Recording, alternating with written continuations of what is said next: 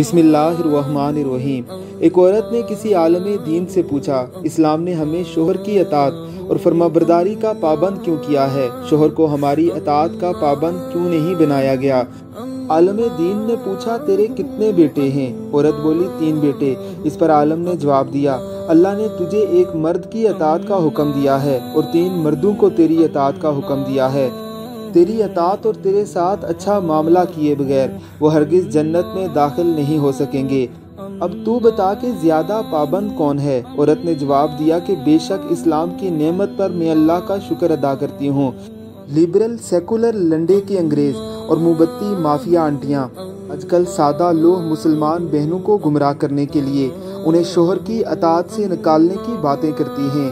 हालांकि यही औरत तो है जिसकी अतात में कितने बेटे अल्लाह रब्बुल इज़्ज़त ने दे दिए हैं। इसके कदमों तले कितने लोगों की जन्नत अल्लाह रब्बुल इज़्ज़त ने रख दी है।